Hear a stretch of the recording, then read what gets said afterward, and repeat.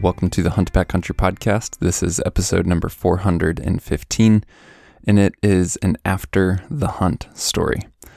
Back in episode 400, Jason and Erik joined us to tell us about a hunting adventure that they were going to be going on in New Zealand. And today in this episode, they're back from that trip, and they tell us how that trip went. Now, this is obviously a different story than what a lot of us will experience. Not all of us are going to go to New Zealand and do a trip like this. But even for, those of us who are hunting deer and elk and more typical hunts in the States this year, there's some lessons to pull from Jason and Erik's experience. And then it's also just always interesting to me to hear about different hunting areas and contexts and cultures even. So this is a fun episode to hear how their adventure in New Zealand went. Before we dive into that discussion, I wanted to remind you guys that here in August of 2023, we're doing a giveaway with our friends from Born and Raised Outdoors, and you can win a whole set of elk calls for your elk season this year. Enter before August 14th of 2023 by going to exomountaingear.com/podcast. We will be picking the winner on the 15th and get those calls sent out to the winner right away so you can hopefully use them on a successful elk hunt this fall. As always, guys, we appreciate you tuning in. If you have any questions, feedback, or anything like that for us, you can always send an email to podcast@exomountaingear.com. And if you're enjoying the show, it would help us tremendously if you can leave a rating or a review in whatever podcast app you're using, or just share the show with a friend. Right now, let's go ahead and dive into this conversation with Jason and Erik.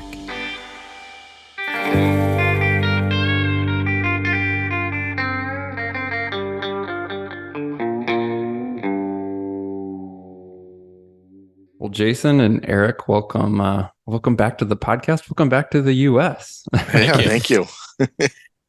Good to be home, but sad not to be in New Zealand. Yeah, did not disappoint. How long have you guys been back, Erik? It's been, a couple weeks or something? No, just, when did we get back, Jay? The 17th? We get back the 17th Saturday, yeah. Okay, so just over 10 days, yeah. Awesome.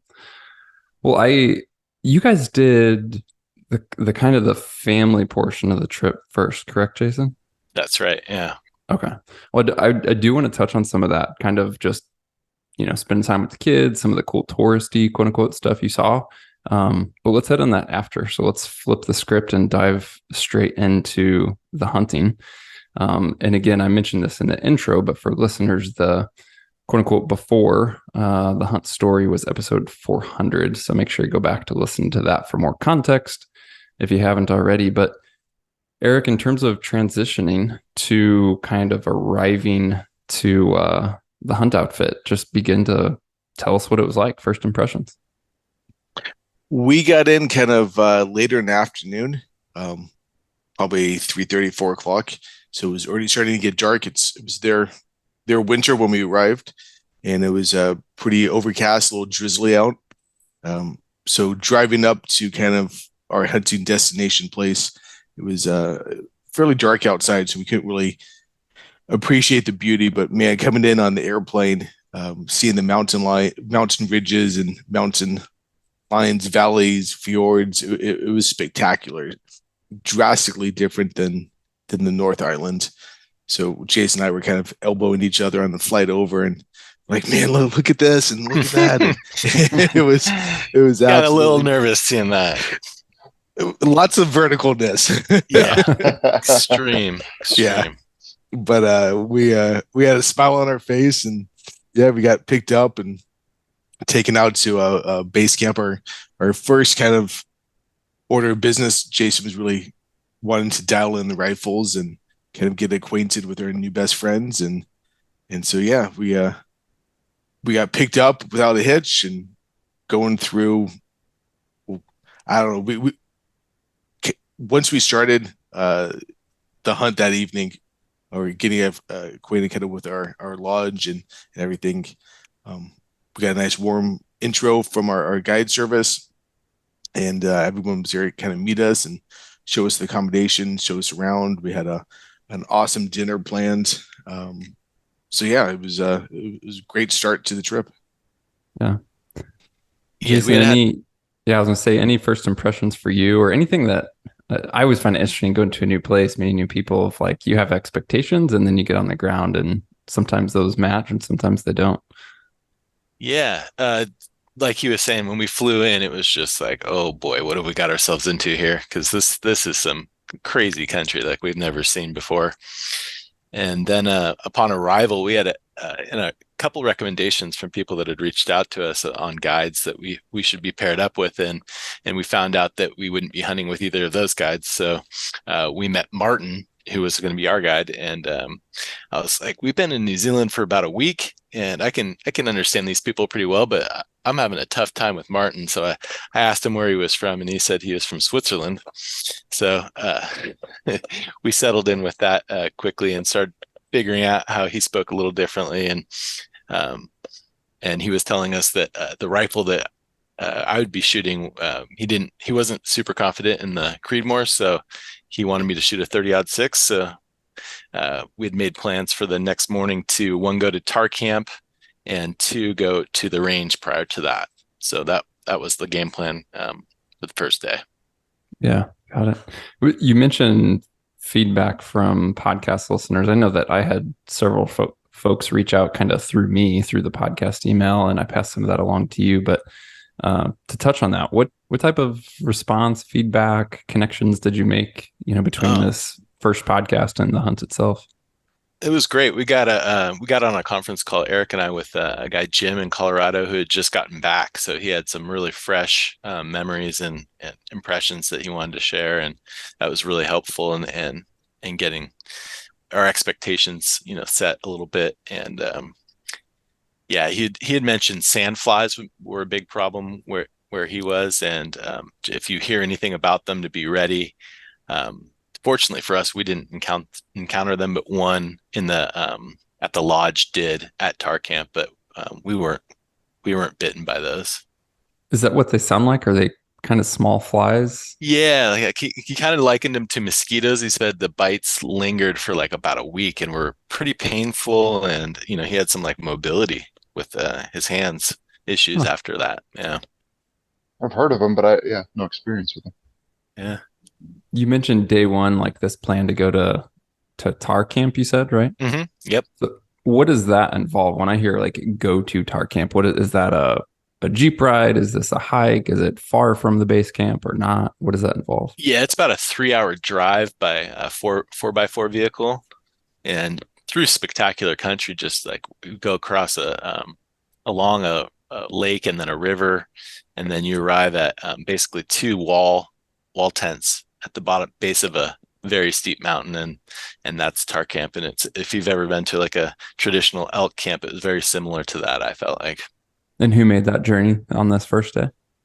So it was me, Erik, Martin, and then Nelson, which is the the hero of the day. He's the lab pointer mix that works with Martin. He's a 9-year-old, but very trim and fit. So he was beating us up the mountain every time. Yeah, it was our first experience hunting big game with a dog by our side.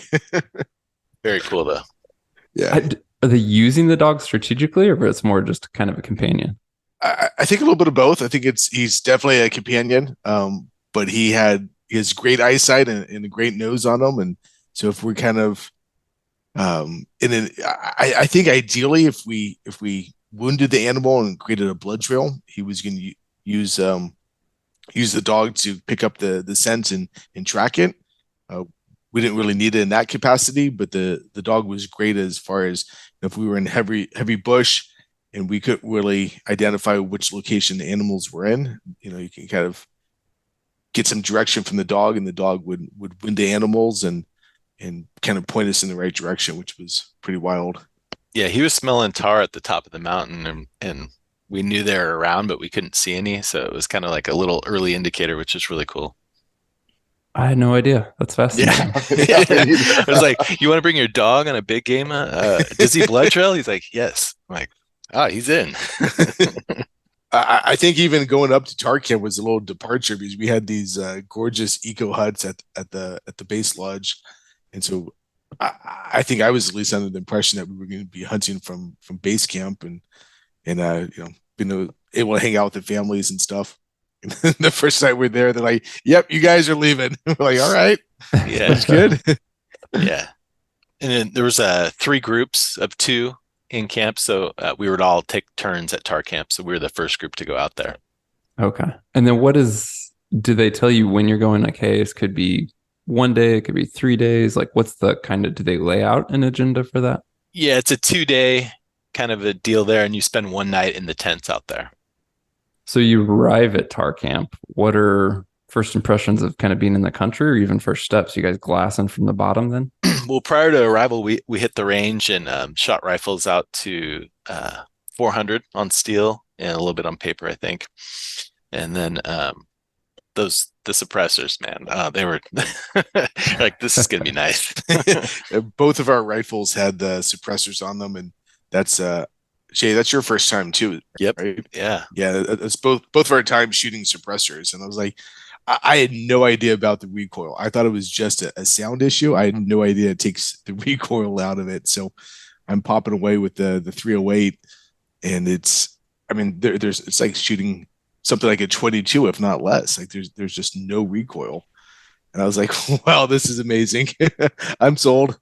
Yeah, the suppressor on mine was probably, I don't even know, 12. It was in meters, or centimetric, but it was like probably 12 inches. It was massive, but a shorter barrel and just a nice rifle. So 308 and 30-06 is what you had between the two of you? Yeah. Yeah, it's hard to shoot suppressed and then go back. Yeah, I think in my email to you guys, I noted it was a great experience actually taking the animal, because it was my first opportunity without recoil, and we could actually look through the scope, pull the trigger, see the animal drop, and like stay on it. You know, if you needed a backup shot, or if you just wanted to watch it, like you could actually see everything happening through the scope, which most of the time the gun jumps around enough and you have to kind of reacquire the target, and it's a little bit more involved. But man, with that suppressor, you're just laying down, squeezing off that trigger, and it's phenomenal. Yeah. So I don't want to jump ahead to that encounter or the success of that, but real quick question, since you brought that aspect of it up. At what distance was that shot? Which one was mine, Jay? Was that about 280 meters? Yeah, that was another thing. We kind of got converted to meters, just basically on the dials on the gun, and then they had a little tape on there, and it had meters. And then I told Eric to change his rangefinder to meters, so we were kind of just all converted and speaking the same language there. Yeah, I think about 280 on that first shot. Yeah. Is that right? Yep. Yeah, so right at 300 yards. Okay, cool. Yep. Awesome. Well, yeah. Any other, before we dive back into tar camp, any other aspects of kind of the range, shutting in, shooting, or getting used to those guns? No, I think just overall, just the scenery down there in the North Island, we didn't see a ton of sheep. Yeah. And we kept waiting for all these sheep. Well, Yeah. apparently they're all in the South Island. They are everywhere. Yeah. So just it was just picture perfect, seeing the snow covered mountain peaks and these absolutely gorgeous rivers going through. I remember driving up to Tar Camp with the guide, and he stops at a little overlook, and we're glassing this little creek bed down below, and it's like 1,100 meters down, and you can actually see trout swimming in the stream from 1,100 meters. And I was like, "What size are those?" And he's like, "Oh, those are small." He's like, "Those are only 5 or 6 pound trout." I'm like, 5 or 6 pounds? Like, Yeah. holy Lord! Wow. So yeah, it was it was amazing. Dang. So it was a pretty stark difference, at least in what you experienced between the North and the South Island. I know there's different types of terrain on each island, but just as a broad high level, you guys were Drastically different. Yeah, drastically different. Yeah. So pick us back up from arriving at tar camp and how things progress. Yeah, so basically we kind of dropped off our stuff. He told us to lighten our loads. Jason and I we didn't really know what to expect. We knew we were going to be up there for 2 days, but they didn't tell us in advance, oh yeah, we have these really nice tents with the wood heaters in them. So Jason and I packed as if it was going to be very cold, which it was. It was probably Yeah. down in the high teens at night. We were tar camp's pretty good elevation, so we were, I would say, base is probably at what, Jay, 2,000 feet. I never really understood. It was, some metric stuff usually was told to us, and we are like, all right, yeah, maybe around there. But you're basically looking at a mountain right up at Tar Camp, and it's just up, and you can see snow-capped tops, and we had lunch right when we got there. Basically, it was right around maybe 12:30, and Martin takes out the spotting scope, and he's like, "Oh, we have tar." So like pretty excited right out of the gate. Like he's spotting tar right out of the camp. Did you guys ever remember being kids, those Where's Waldo books, and your eyes Hmm. kind of have to adjust to them, and once you do adjust, you're like, oh wow, like now I see them. Like for me at least, it was definitely like that for the tar. Like I was expecting them, especially against the snow, really to stand out, and they do. But when your eyes aren't quite used to seeing them, um, it definitely took us a while. At least it took Yeah. me a while. Yeah, You there's know, some plants that look an awful lot like a tar up there that, they kind of just blend in really well. yeah, and Martin's like, they're right there. There's a dozen of them. I'm like, a dozen, like where? And then you're like, oh yeah, I see them. Like you're like, oh, they're all over the place. Okay, Yeah. Yeah. And new terrain, new vegetation, and new species. Yeah, there's definitely like this acclimation period of like, okay, what exactly am I looking for? Like even if you know in your head until your eyes acclimate to that, it can be an adjustment for sure. yeah, yeah. So we lightened our load and took kind of the more essentials, and again going back. Not enough on that first day, but I packed a few fears with me, I was, expecting it to be pretty cold, and once you're moving it's not that bad, but No, I did put some layers on later that I was glad I had. yeah, we packing water for me. I mean that obviously adds a ton of weight, but I was glad I had it for sure. And packing for the trip coming over, I had some old fly fishing poles, not rods, like Wading wading sticks. sticks, Yeah. and I was going to bring those. And Jason was kind of hemming and hawing, telling me that I was not adequately prepared. So at the last minute, the day of the trip, I went out and bought some like legit hiking sticks, and it was my first time really using them. And previously, I never really quite understood why people had them. This trip definitely solidified for me that the need for the hiking sticks, especially in rough terrain when you have a lot of weight on your back. So I would guess we left Tar Camp. I probably had about 25 pounds in my pack with the pack weight itself and then the rifle. And so starting up the hill, basically Martin the guide was like, "We're going up there." Points to the top. I'm like, "Oh, all right, let's go." And so I didn't pull out the hiking sticks right away, but I would say within 15 minutes I had the hiking sticks out, and I was glad I did because the steepness is one thing, but what we were walking on was pretty unique in that it was a combination of mud in some sections where the snow had melted. Any ridge or whatnot that had sun exposure, all the snow had melted and just it was kind of a little sloppy mess with mud. And then we would traverse over into slate fields where it, I'm used to kind of Northern California slate where it's a little bit smaller and you take two steps up and you slide one step back. This seemed to be bigger boulders, but still the same material.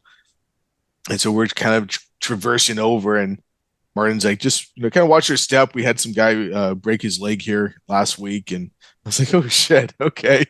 So having those walking sticks really helps my confidence, is making sure I can place my feet properly, and if I slipped a little bit, I had a little extra reassurance. But then coming down the mountain, it was a godsend. So yeah, it was Oh yeah. definitely good. Recommend those for sure. How much vegetation were you encountering on this climb?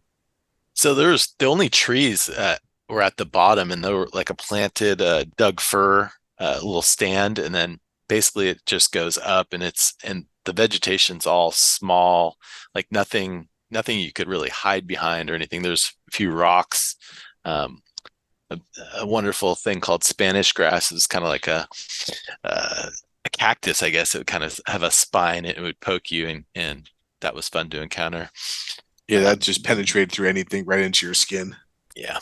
You could avoid it, and you wanted to avoid it. It only took a couple of pricks from that thing before you're like, yeah, we don't need to get near these things. Yeah, and then there was another grass that was up there that was similar looking, not quite as big, but they would kind of grow together sometimes, and you would think you could, you know, touch that or brush by it, but sometimes it would be in there and it'd still get you.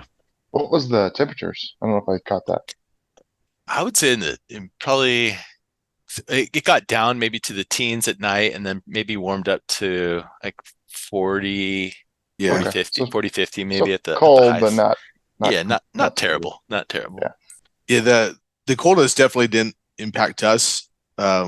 Just based on the hike, like you're going vertical, so your body's staying pretty warm.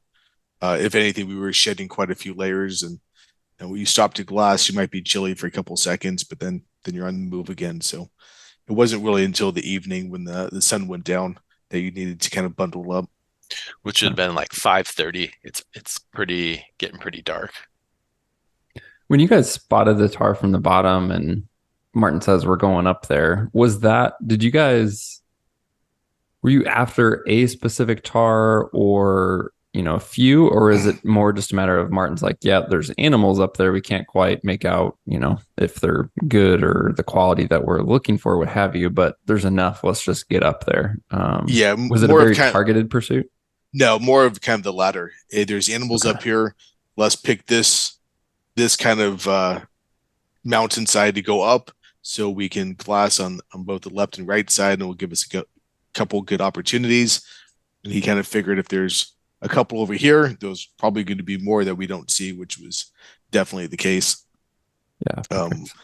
Yeah, I think he could pick out bulls from quite a distance, but yeah, as far as the trophy quality, I think you need to get, fairly decently close. Yeah.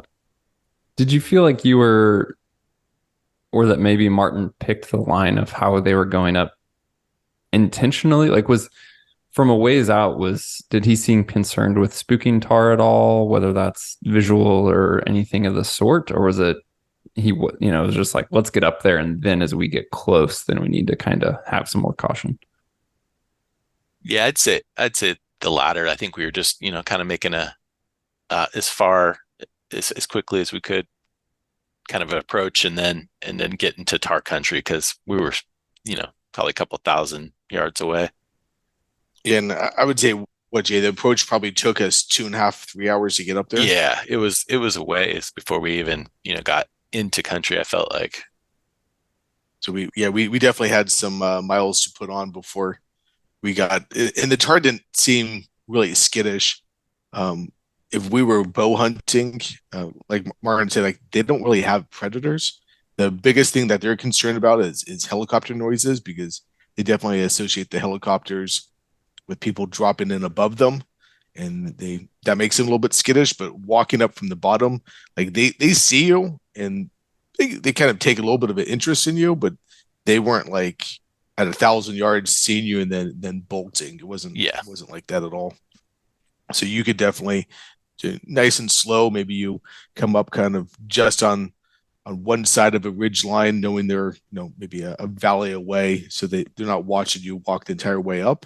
And that's kind of what we did. And then you kind of sneak over on top of the ridge and then glass from there and try to identify one that you want to take. Cool. So as you guys gain ground,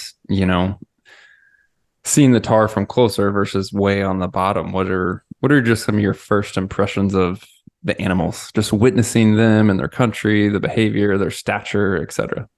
I would say magnificent. We had one, it was like Fabio up on the ridge line. Yeah. The wind was blowing in his mane.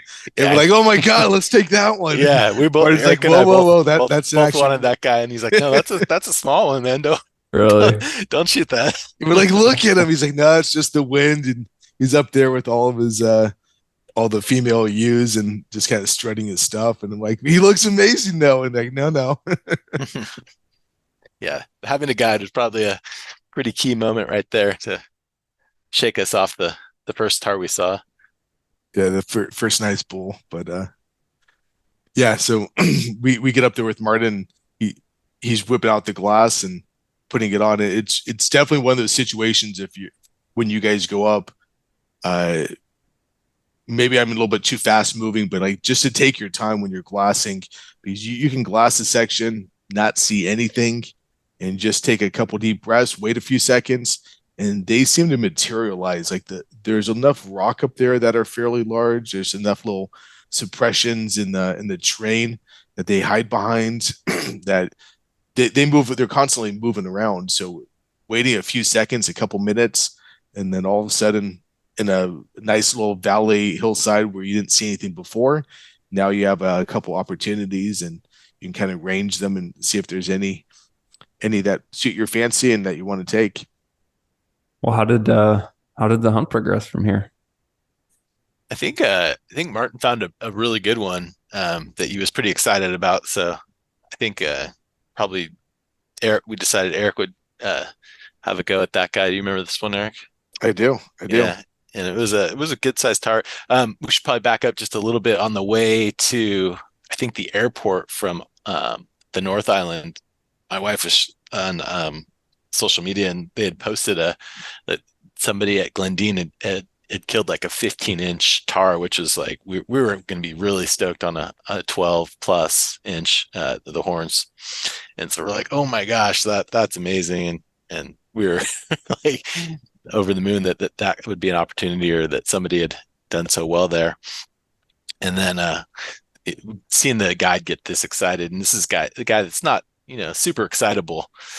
He's pretty understated for sure. Yeah, and so we're getting he's setting up for the shot. I think we put a couple backpacks stacked on, and then bipod on top of those to get the angle. I think it was a pretty steep angle. Yeah.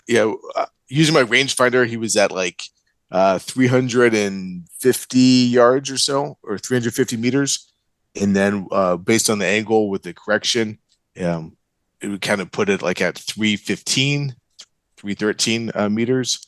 So we kind of dialed that in, and I lay down and I went to squeeze off, and the animal moved a little bit, and Martin came over. He's like, "Oh, let me adjust your scope." And I was like, "Are you sure?" And he's like, "Yeah. It's at 350 meters." I'm like, "Yeah, but it's a pretty steep little angle."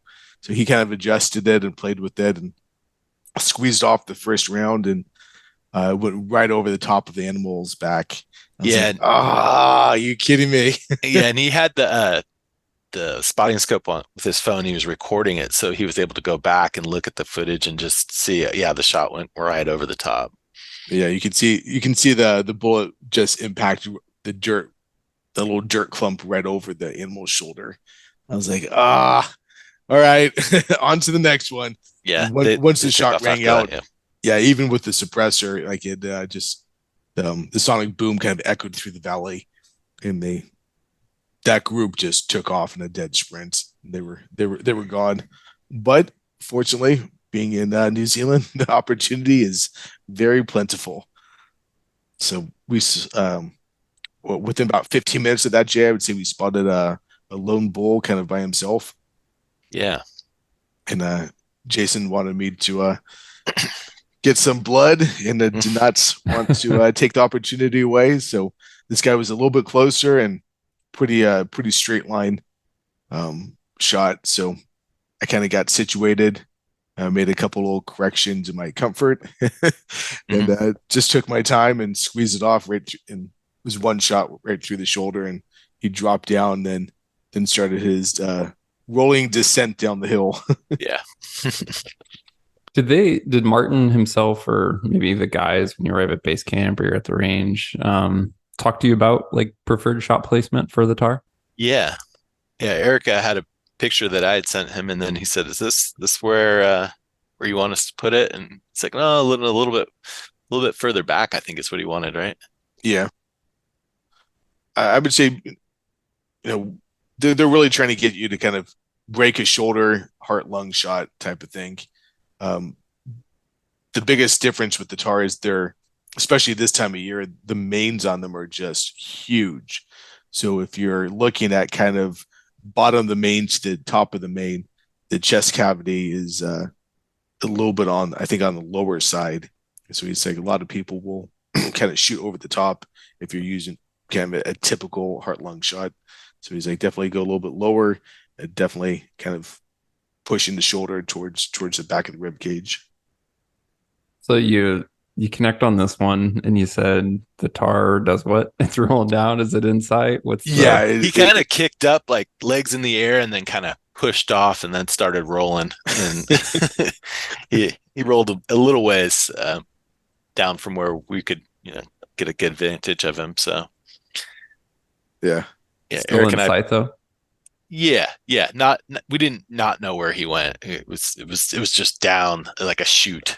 Like we had to cross some scree to get over there. And Martin is like, well, I'll see you. I'm going to bring it down a little ways, and I'll see you guys down there. And he's like, before we could even get off like the shooting perch, he was, pretty close to the animal, and was moving it. It's crazy, like just to think of that when people are familiar and comfortable and confident in certain terrain that's new to someone else. It's like how much more efficient and fast they are. Oh, it was definitely humbling. I don't think Jason mentioned Martin was 60 years old, so he was 15 years our senior, and just kicked our asses. Yeah, I up mean, and down. yeah, and he wasn't giving us a bad time. He was just like, "Yeah, I'll meet you guys down there. I got some work to do." And we're like, "All right." And so we're trying to We're not keep like up with them. And I mean, lollygagging or anything. It was just moving in on some unsure country and as well as we could. Yeah.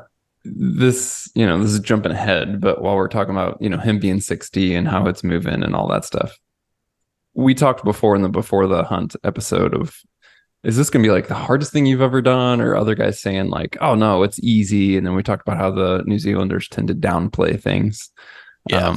So I'm again, like in the quote unquote story, you haven't done a pack out or anything yet, but I'm just curious while we're on the topic and had the thought, like, how would you guys rate this in terms of physical difficulty compared to what you were expecting, the trip as a whole? It's about what I was expecting, but maybe a little plus on that. And it did not disappoint in terms of the adventure, terrain, and all of that we were looking for. yeah, I would second that. Jason and I both did quite a bit of training prior to the hunt, and I'm absolutely glad we did. I would say, in general, you can't overtrain, um, and I'm glad. When we originally talked to you guys, some of the people were like, "Oh yeah, I mean, you don't have to go to the gym or anything." It's like, well, maybe not the gym, but like you better be packing weight on your back, going up and down hills, and Yeah. being in condition because it's not for the faint of heart. I would say physical the endurance and train. I would 7, 8 out of 10. I would agree with kind of what all the other U.S. people were saying. For me, at least, with the diversity of kind of the slate, the mud, the snow, that definitely made it probably the most challenging for me. Yeah, I could say if there was some more moisture and weather, that could have been a really extreme hunt. Yeah, it was dry basically. We had Yeah. sun out, and Yeah. there was Bluebird snow on the days, pretty ground, but much. it Yeah. wasn't raining on us. But if it was just dumping on us, like that would have been a whole new challenge for Yeah, sure. I think even the week prior they had got some weather, so there was some remnants of that, but the mud had pretty much dried up for the most part, at least on the lower sections. Yeah. All right, we'll dive back into the shot, the recovery, meeting over Martin, getting to the animal and all that. Yeah, so he's down there and with Nelson the dog, and he's already kind of started in, kind of positioned the animal, and so Jason and I kind of dive in and we're basically caping him out. We wanted to Well, take the couple pictures oh first, yeah, but yeah. Sun is definitely not our friend, and there's a sense of urgency that we should probably get off the mountain as soon as we can. Yeah, Jason and I were kind of like high fiving, like this is awesome, like just taking in the whole scenery and taking our time with the photos. And Martin's like, all right, guys, like it took us quite a few hours to get up here, and it's gonna take us just that long to get back, and it's getting dark within the next 35, 40 minutes. So like we need to get moving. All right. So we start caping out the animal and basically taking the head and the cape and working on butchering them. Um, I don't think it's super common over in New Zealand, um, especially for the tar after they're coming off the rut. I don't think a lot of people are looking to take the animal just for the meat. That's for sure. So Jason and I were like, yeah, we want to make sure we capture as much of the meat as possible. And he kind of stopped and looked at us. He's like, "Are you sure about that?" And we're like, "Oh yeah." He's like, "Are really?" And we kind of explained to him that having the cape and and the horns are great, but as I explained on the first one, we're definitely into collecting a bunch of different proteins and stuff like that. And um, he's like, "Yeah, absolutely. Like you guys are into it. Like let's take some back." Yeah, I guess that's a good time to talk about the pink eye and the trophy mounting options. Yeah. Yeah, so the tar have picked up some pink eye from the native sheep in this area. So some of them are, have some like discharge from their eye, and it's like affecting some of the under the eye hair from falling out, and that this was the case with Eric's and mine. Both the tar had this. So rather than do a shoulder mount, we were decided to do a rug and a European mount. Nice. Being the winter hides, were they very impressive once you get your hands on them? Super prime, like long hair, like super great. Yeah. Would have been a super cool shoulder mount, but definitely even looking through the spotting scope, I sure couldn't tell any deformities or discoloration around the eyes. But once you get up and close and personal with it, yeah, all the skin is basically just kind of, I guess, rotted away for lack of better terms. Jeez. Yeah. Yeah. Yeah. How was the pack out? It was dark. And heavy. Yeah. Yeah. So going up, we had a little bit less water, but then between the cape and the rifles, which seemed to increase in weight the higher we went, and couple pounds of meat. I don't think from that tar we were able to recoup too much of the meat. I would say it was pretty minimal, but we probably had an extra what, Jay, 10 to 15 pounds of extra Probably. Yeah. meat apiece. Yeah. Martin carried the cape and skull down on his back, basically. Wow. Yeah. Yeah. And Jason and I took some of the meats and Yeah. down the hill we went, and he's like, "I'll meet you down below." And we're like, "All right." So we bring out our headlamps and had the full experience. But again, like you said, somebody that lives up there that does this routinely, his footwork in moving down that mountain was like it could have been a 12 o'clock sunny afternoon, and he's just flying He's down. moving, yeah. And it was like Every step, out, yeah, checking each step, like, oh, this is slippery scree, and don't want to take a header here. Yeah. I mean, I must have I never rolled down, but I definitely and my feet came out from underneath me, and I definitely hit my butt a couple times. Yeah. And so Jason and I were definitely the slow movers going down. And then what do you think, Jay? It took us about 3.5 hours, 4 hours to get off the mountain? I don't think 4, but it was probably about 8:30 when we got back to camp.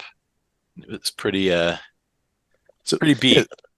Yeah, nothing crazy as far as like being out all night, but just, I mean, considering it gets dark, I mean, it is dark by 5:30. Yeah. So hiking down a hillside in unknown terrain for 3+ hours, physically, it was definitely taxing, but nothing undoable. But I was really surprised on the kind of mental, I mean, your mental component to it. Like, at least for me, my body was like, oh my God, like, don't go too far this way and fall off the cliff, and, don't slide down this over here, and watch out for those wonderful thorny plants. And so it just took a lot more kind of energy to work on foot placement, make sure you weren't sliding around. Did you guys? So I don't know. I don't want to skip ahead and anything if there's other stuff from the pack out to talk about, but I'm curious when you mentioned meat. Did you guys prepare anything that evening back at this tar camp? So at tar camp, the chef at the lodge prepares the dinner, and then the guy basically just heat it up. So Okay. Eric, you could describe it. I think it was tar, so that Yeah. was Yeah, because we were in tar camp, she's like, yeah, and we want you guys to have tar, which was awesome. It was basically it was a tar fried rice, lots of eggs, so heavy on the protein, lots of tar meat kind of mixed in, and seasoned just perfectly. Like it was, it was very welcomed. It was a great meal and lots of it, and we kind of scarfed that down pretty quick. This is, unless we're skipping ahead, next day, Jason, sounds like it's your turn. next day. Yeah, well, the night was pretty cold. I was on firebox duty, so I got up at 2 and 5 to stoke the fire. Definitely felt it was a little chilly, but we had two, I think, -40 bags, sleeping bags in the tent, so we were comfortable. Yeah, keeping the thing warm at night was a little bit of a challenge, but yeah, woke up the next morning a little sore, thinking about that climb and knowing it's my turn, and have a quick breakfast in Martin's tent, and then headed up the hill. Same type of climb. Same type of climb, maybe a little bit slower than the previous day. uh, not feeling the mountain legs quite yet, but getting there. And yeah, we're seeing tar pretty much. Right when we get to the high country, we're spotting tar. I think a couple even kind of walked almost at us within like maybe 40 yards, which we thought was just crazy. Yeah, even if they see you, if they don't wind you, it didn't seem like they were really concerned with your presence. But once they winded you, like they were gone. But yeah, you could have if you stayed still and you had the wind in not in their direction, like they could definitely kind of mosey up fairly close to you, like Jason said, within 40 to 60 yards for sure. Did yes, yeah, go ahead, Jason. I was just gonna say we got basically to the highest point that I think we could probably reasonably hike to. I'm pretty sure we were almost ran out of mountain. There was another like ridge that went up and it was full snow, and we could see tar moving right to left, basically out of the drainage that we were in. And Martin was like, "Okay, I think we're gonna head off to the right and do a look for tar over there." We did spot a few and looked at a few, and they were just a little out of range, maybe like in the 500 to 600 yard range that we were kind of eyeing. That sound right, Eric? I think they're a little bit more than that. I want to Yeah, say maybe. they were around 800 meters or so. Yeah. So pretty But pretty out there. yeah, too far for a comfortable shot for us. Yeah, we'd kind of agreed that 400 would be the max we would go for. Gotcha. I'm curious, Jason, after you had this day prior to see tar, look over tar, you had Eric's that you got to put your hands on. You're up here seeing tar again on this next day. Did any of that experience change your perception on kind of like the quality of tar that you were going after? Or did you have like a feel for that? I I had a pretty good look at the one that Eric shot over, and that one was kind of in my mind a little heavily when the opportunity, the second right of a refusal for when Eric shot his. I had the option to take that one, and I wanted him to take it. He was excited about it, and I had that one from the first day in my mind that, oh, that was a really nice one. Like, not, I mean, we're talking like maybe 2 inches difference, maybe at the most. And we're like, okay, that's a small amount really, but it does look bigger. So I was kind of thinking, well, maybe I can one up Eric's a little bit. As good friends do. Yeah. Yeah. I will say this was also the first hunt where I've been able to smell some of the animals before actually seeing them. We experienced a little bit with elk before in Wyoming, but these tauri definitely have, especially this time of year, being at the end of the rut or in the middle of the rut, they have a very, very strong odor to them. And so they could be kind of below you or above you, and you may not see them. But if that wind changes, like you could definitely smell them too. I thought that was it definitely gets you pretty excited. You're like, oh my god, they're around here somewhere. I just can't see them. Yeah, that was definitely conditions dependent. Like if the wind was, in the wrong favor, we wouldn't know they were there at all. But somehow Nelson was picking them off up high on the mountain too. So Nice. How did the hunt progress for you, Jason? well, we basically went as far we went through about all the terrain types that we had seen, and then there's one spot where it was kind of like muddy, and I was thinking, okay, this must have just been snow. And I looked at Eric, I'm like, wouldn't it be weird if there's like just snow? And then so the next drainage over, we're crossing a big snow field, and he's just like, oh man, it's slippery and steep, and we're trying to stay upright, and it was a side hill situation, trying to keep our elevation but move on the mountain. Yeah, this wasn't just like a little dusting of snow to make it look pretty. Like this was, I mean, you step down and your foot's going down, Yeah, 8 inches, 12 inches. calf deep probably. We had shed quite a bit of gear from the first day. I know I did. I took out my tripod, and it pretty much a bunch of layers that I didn't use on the first day. So I was trying to lighten things quite a bit and took the gaiters out, and probably that would have been a good time to have them if we were going to use them. But we did okay. The boots held up, probably pushed to their limit, I felt like, in terms of stiffness and that. But we got over to that far terrain where we could glass another basin, and sat down, and it was about noontime, I think, and we are gonna about to have lunch, and I was digging around for my sandwich, and then the magic words that Martin says is make ready the rifle. And so, so before I could even get any food in me, it was like, okay. So he was spotting some nannies. So there's nannies everywhere. There's going to be bulls. There got to be bulls around here. So they just started materializing out of just thin air. It seemed like they're just popping up. And a nanny was looking back at us, and then she moved around to a point where she could basically skyline us on the hill and spotted us. And then a bunch of tar ran. We're looking downhill to the right and went behind some rocks, and they didn't really shoot out past that. We could see that they basically got behind the rocks and felt safe. So we moved down, and there was a bull in the group that Martin had saw, and he said that was a good one. So got over a rock to make the shot, and let that shot go. Tar went down, but it was back up.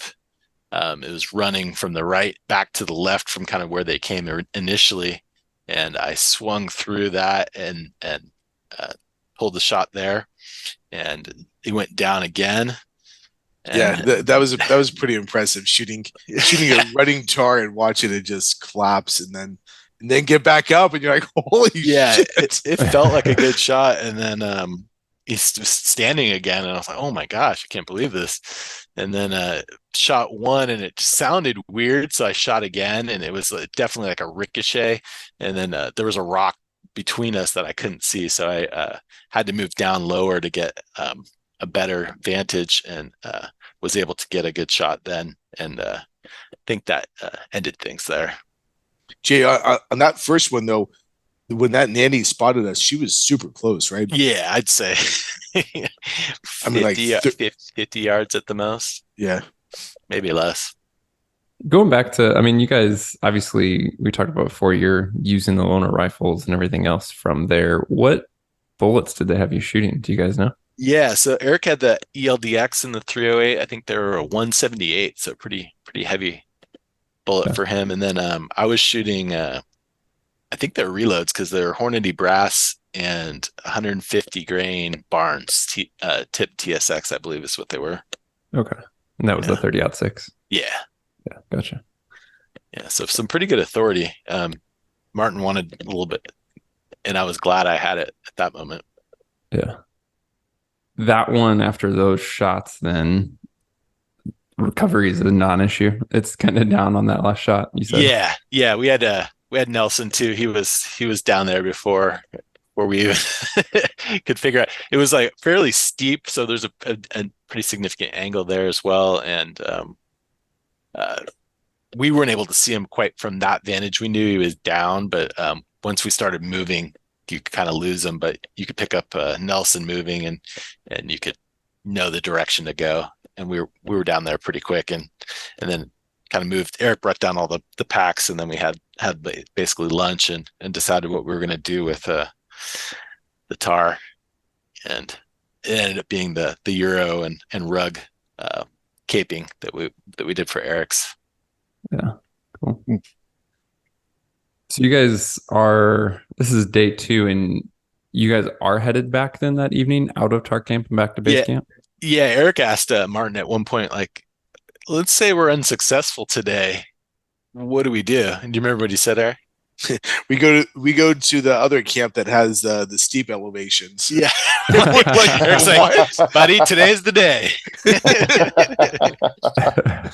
It's a bit steeper, I think is what he says. I was like, oh, yeah, okay. We're like, Martin, are you joking with us? And he's like, no. We're like, it gets a lot steeper. He's like, oh yes. Like, okay, today's the day. Yeah. Oh man.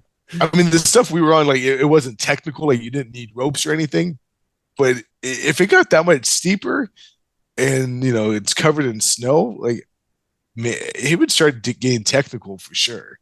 Yeah. Mm-hmm. So I'm glad we were able to close out our tar in that place. Yeah, I think we got the full experience. And I think he told us he had never taken hunters as high as we had gone. So we felt pretty good about that. Yeah, that was awesome. Man, we covered so much time already. I don't want to skip over like any important details or anything like that, but I do want to make sure we talk about just a few key things. And again, feel free to like jump in and make sure we hit other notable points of the story or what have you. But I know this is jumping way ahead to the quote unquote end of the trip, but I wanted to hear about getting meat back, and then even like what you guys talked about doing the Euro and the rugs. What does that look like? Do you have those finished over there and then shipped later? Did you bring them back with you? Just kind of all those details on both kind of the meat and the cape and the skulls. Yeah, so we both Jason and myself are having the hides and the skull mounts all done over in New Zealand, so it's gonna be shipped back. Yeah, Glendine has an in-house taxidermist that we're gonna use. Okay. Yeah.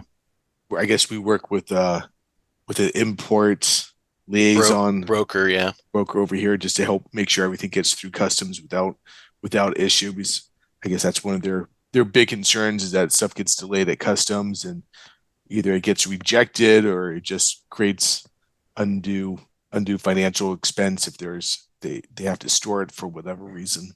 Mm-hmm. So having a broker for the importation of that stuff is key. The meat we were super happy with. We from Jason's tar we got all the quarters, and we packed those back down to camp. So we had a ton of meat from his animal, plus the tenderloins, the back straps, all the good stuff. And then we'll just kind of jump around a little bit, but I wound up getting a fallow deer as well, which was awesome.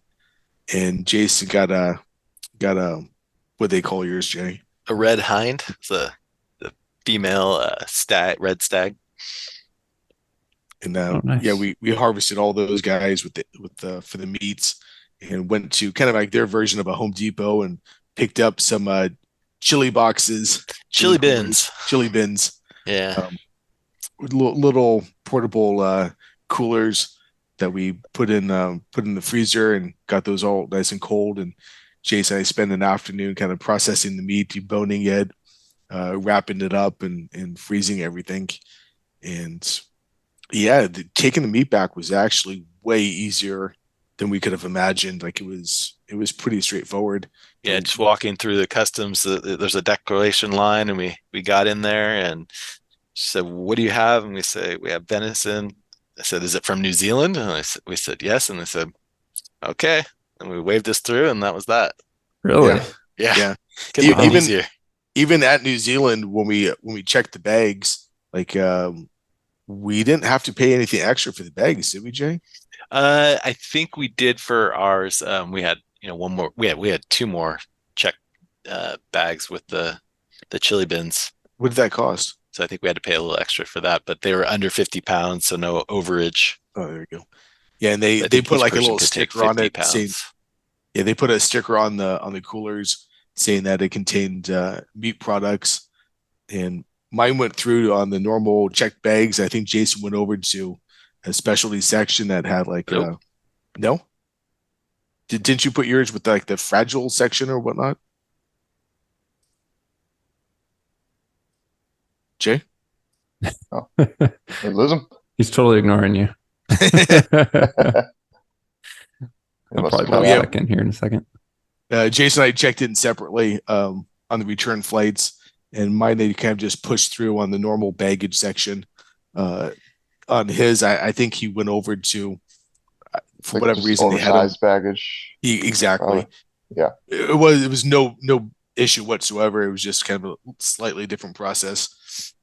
And then we picked it up in San Francisco, and it was it was still all frozen, nice and tight, and went through customs and the security lines, and they didn't even require us to open them up. They just asked what was inside and asked where we were coming from and showed them our paperwork, and that was it.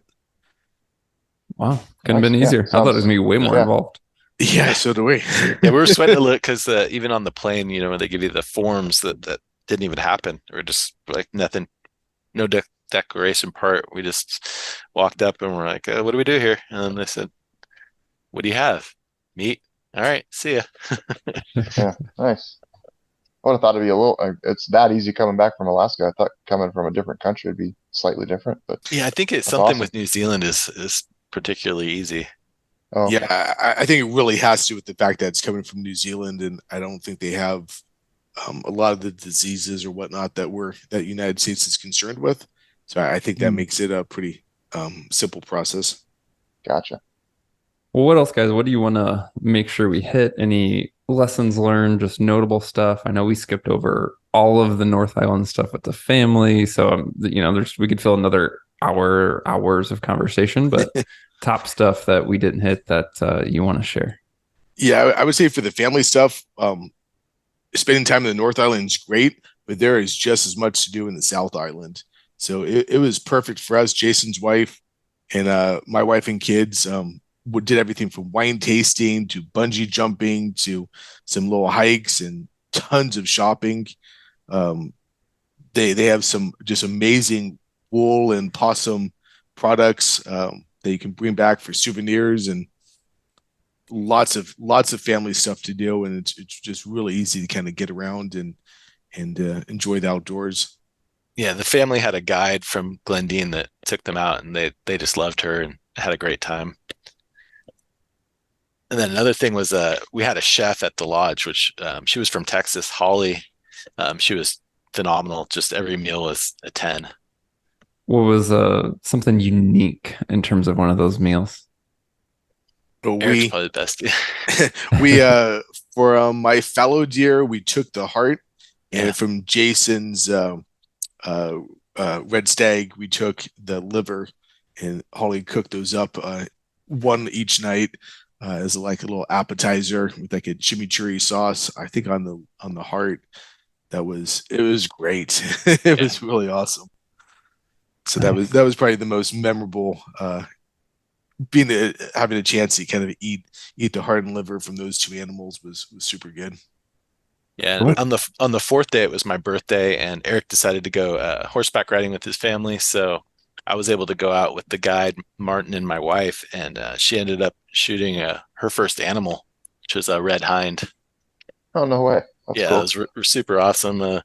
Got to be right next to her while it kind of went down, and Martin was doing the heavy lifting in terms of coaching her through it, and she was prone, and it was a 280-meter shot, so just a bit over 300 yards, which is far, probably what I wouldn't have chosen for her, but she double lunged it, took a step, and went down. Everything went perfectly, so we were thrilled with how it played out, and got a little bit more meat to take home.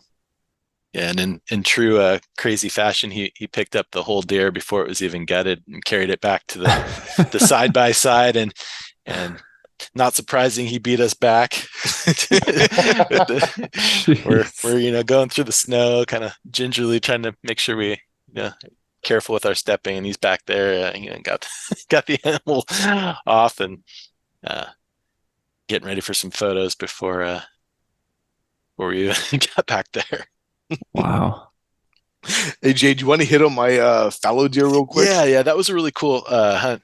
After I'd taken my hind, we went to go look for a fallow for Eric, and we went up to a spot where Martin thought they might be, and it was just this like would it look like it would be a glassing spot, but it was completely foggy. And then we heard like this clattering of hooves, and he's like, "Oh, they're in here," and then he just like dives into the manuka, and it's just like this like mesquite kind of scrub, and we're like chasing him around in there, the three of us, and Nelson, of course, and get a little closer, and it's still foggy, and then you hear like another hoof beat, and we're moving through the manuka some more, and we kind of get down to a spot where we're below the fog, which I guess they have these inversions there that really can impact the weather quite a bit.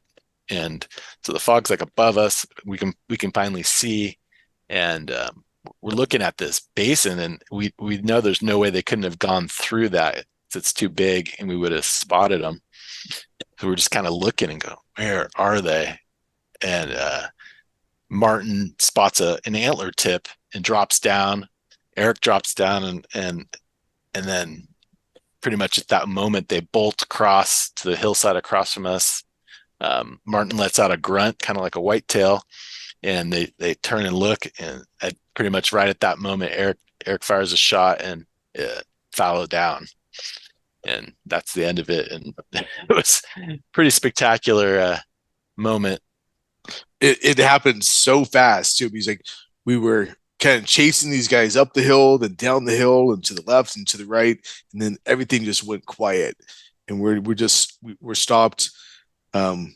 Nelson the dog is on high alert. Like his ears are perked. He's staring straight ahead, and then that's when Freddie kind of grabs my shoulder and pulls me down. He's like, "They're right there," and they were probably at that moment 30 yards away. Yeah, they were like right under us. Yeah, you definitely not a shot because all you could see was the tips of their antlers above the brush, and then they bolted, and it happened so fast. I can't tell you if I shot from a kneeling position, if I just took a knee when I shot, but I definitely kind of crouched down and took the shot.